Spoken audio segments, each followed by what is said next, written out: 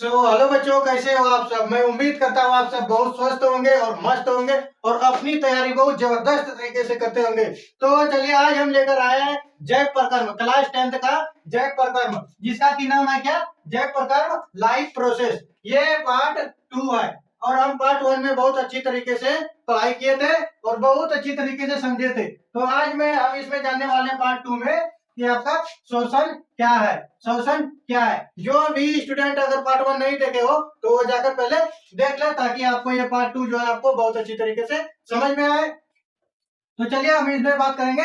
सबसे पहले शोषण क्या है। शोषण क्या है, यह एक ऐसी क्रिया है, यह एक ऐसी क्रिया है जिसमें कोई जीव ऑक्सीजन ग्रहण करके कोशिकाओं की आवश्यकता अनुसार खाद्य स्रोत के रूप में उपयोग करना शोषण कहलाता है। उपयोग करना शोषण कर रहा है। इसमें क्या कर रहा है, यह एक ऐसी क्रिया है जिसमें कोई जीव क्या करता है, ऑक्सीजन ग्रहण करके कोशिकाओं की आवश्यकता के अनुसार खाद्य स्रोत के रूप में क्या करता है, उपयोग करना। खाद्य स्रोत के रूप में क्या करता है, उपयोग करता है। उसी को क्या कहते हैं, शोषण कहते हैं।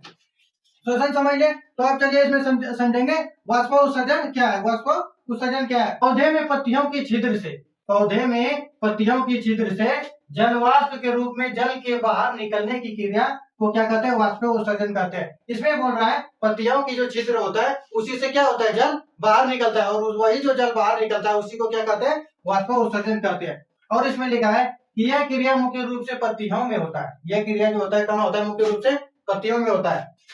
मुख्य रूप से पत्तियों में होता है क्योंकि इसमें छोटे छिद्र होते हैं। क्योंकि आपका जो पत्तियां होता है उसमें क्या होता है, छोटे छोटे छिद्र होते हैं जिनको रंध्र या स्टोमाटा कहते हैं।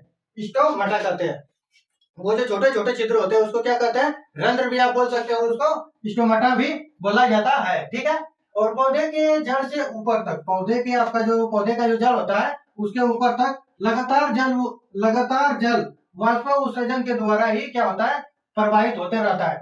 यह खनिज अवशोषण एवं परिवहन, ये जो क्या करता है, खनिज को अवशोषित और परिवहन जो करने में क्या करता है, सहायता करता है। एक इमेज के माध्यम से समझाया गया। ये जो आपका यहाँ हो गया, ये सब जो है आपका, ये क्या है, द्वार कोशिका। ये द्वार कोशिका है और इसमें ये जो आपको रेड कलर का दिख रहा है ये क्या है, हरित लवक। और ये आपका हो गया रंध्र यानी कि छिद्र। ठीक है। तो आप इसमें समझेंगे शोषण के प्रकार। शोषण तो आप ऊपर में समझ लिया, शोषण किसे कहते हैं, सांस लेने की क्रिया को क्या कहते हैं, शोषण कहते हैं। इसमें आप समझेंगे शोषण के प्रकार।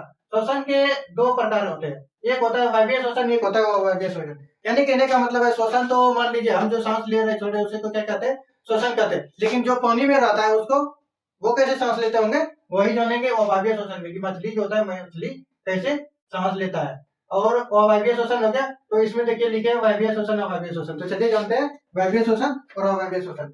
इसमें वायवीय शोषण में लिखे है शोषण की वह विधि जो ऑक्सीजन की उपस्थिति में संपन्न होता है। क्या कह रहा है, शोषण का ऐसा विधि जो ऑक्सीजन की उपस्थिति में संपन्न होता है उसी को क्या कहते हैं, वायवीय शोषण कहते हैं। फॉर एग्जांपल के लिए मान लीजिए मनुष्य यानी कि मैं अगर सांस ले रहा हूं तो कैसे ले रहा हूं, ऑक्सीजन की उपस्थिति में ले रहा हूं। बाहर में क्या है, हवा है और हवा में क्या हो, ऑक्सीजन घुला हुआ है। तो हम क्या कर रहे हैं, ऑक्सीजन की उपस्थिति में सांस ले रहा है। तो उसी को जो ऑक्सीजन की उपस्थिति में सांस लेता है उसी को क्या कहते हैं, वायवीय शोषण कहते हैं।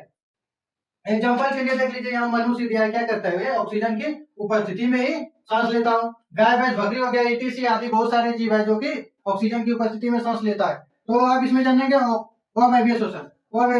शोषण की वह विधि जो ऑक्सीजन की अनुपस्थिति में संपन्न होता है। क्या कह रहा है, ऑक्सीजन की अनुपस्थिति मतलब ऑक्सीजन न हो अनुपस्थिति में संपन्न होती हो, अवायवीय शोषण कहलाता है। क्या कह रहा है कि शोषण की ऐसा विधि जो ऑक्सीजन की अनुपस्थिति में हो उसे क्या कहते हैं, अवायवीय शोषण कहते हैं। फॉर एग्जांपल में आ जाएगा मछली जो लेता है वो डायरेक्ट ऑक्सीजन क्या करता है, लेता है। बाकियों की ऑक्सीजन बाहर में वायु में मिला हुआ है, तो अंदर पानी में क्या है, नहीं है ऑक्सीजन, वो डायरेक्ट ऑक्सीजन नहीं लेता है। मगरमच्छ हो गया, क्या करता है, वो डायरेक्ट नहीं लेता है, वो ऑक्सीजन की अनुपस्थिति में सांस लेता है। ठीक है। इसमें मगरमच्छ हो गया, ईटीसी और बहुत सारे पानी में जीव रहते हैं जो कि ऑक्सीजन की अनुपस्थिति में सांस लेता है। ठीक है। तो अब हम इसमें जानेंगे कि वायवीय शोषण और अवायवीय शोषण में अंतर जानेंगे। अब हम इसमें जानने वाले हैं वायवीय शोषण और अवायवीय शोषण जो होता है उसमें क्या जानेंगे, अंतर जानेंगे। तो चलिए जानते हैं वायवीय शोषण। वायवीय शोषण जो होता है ये क्रिया O2 की उपस्थिति में संपन्न होता है। ये जो वायवीय शोषण जो होता है O2 की उपस्थिति में संपन्न होता है, जबकि ये अवायवीय शोषण जो होता है ये O2 की अनुपस्थिति में क्या होता है, संपन्न होता है। और नंबर 2 में लिखा है इसमें ग्लूकोज का पूर्ण विखंडन होता है। इसमें ग्लूकोज का क्या होता है, पूर्ण विखंडन होता है, जबकि इसमें पूर्ण विखंडन ग्लूकोज का नहीं होता है। इसमें 38 एटीपी होता है, इसमें जो होता है 38 एटीपी होता है, जबकि इसमें 2 एटीपी होता है अवायवीय शोषण में। और इसमें आपका 4 नंबर में जो देगा यह क्रिया माइटोकॉन्ड्रिया और जीव द्रव में संपन्न होता है। ये क्रिया जो होता है कहाँ होता है, माइटोकॉन्ड्रिया और जीव द्रव में संपन्न होता है, जबकि ये सिर्फ आपका जीव द्रव में संपन्न होता है, माइटोकॉन्ड्रिया में संपन्न नहीं होता है अवायवीय श्वसन जो होता है। तो हम इसमें देखेंगे स्वयंपोषी पोषण अपना भोजन कैसे बनाता है। स्वयंपोषी पोषण जो होता है वह अपना भोजन कैसे बनाता है वो देखेंगे। तो चलिए देखते हैं इसमें क्या लिखे। स्वयंपोषी पोषण अपना भोजन तैयार करने के लिए वातावरण से CO2 तथा जलों के द्वारा जल ग्रहण करता है। क्या बोल रहा है, स्वयंपोषी पोषण जो होता है वो वातावरण से क्या करता है, CO2 और जलों के द्वारा अपना खनिज लवण और जल क्या करता है, ग्रहण करके सूर्य की प्रकाश की उपस्थिति में अपना भोजन बनाता है। क्या करता है, पेड़ पौधा जो होता है वो क्या करता है, सूर्य की प्रकाश की वजह से भोजन बनता है, और नीचे जो जल होता है उसी से क्या करता है, खनिज लवण और जल अपना ग्रहण करता है।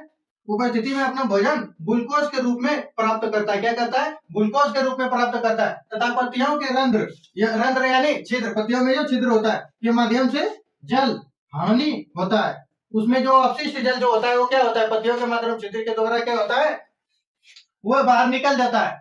और ऑक्सीजन का निष्कासन भी होता है। और ऑक्सीजन यानी क्या, ऑक्सीजन क्या होता है, बाहर निकल जाता है। निष्कासन यानी बाहर निकल जाता है। मान लीजिए ये आपका पेड़ है, यहाँ पे आपका पेड़ है और ये इसमें पत्ती लगा हुआ है, यहाँ पे आपका सूर्य दिया गया है, ये सूर्य के प्रकाश से क्या करेगा, अपना क्लोरोफिल के माध्यम से अपना भोजन ग्रहण करेगा। और यहाँ जो आपका लिखा है खनिज लवण और जल, यह मिट्टी से या क्या करेगा, जल के द्वारा अपने ऊपर पत्तियों तक ले जाएगा खनिज लवण और जल। जो भी जल अपशिष्ट रहेगा वो पत्तियों के माध्यम रंध्र के माध्यम से क्या होगा, बाहर निकल जाएगा। अब इसका एक रासायनिक अभिक्रिया देख लेते हैं। रासायनिक अभिक्रिया में है CO2 प्लस H2O।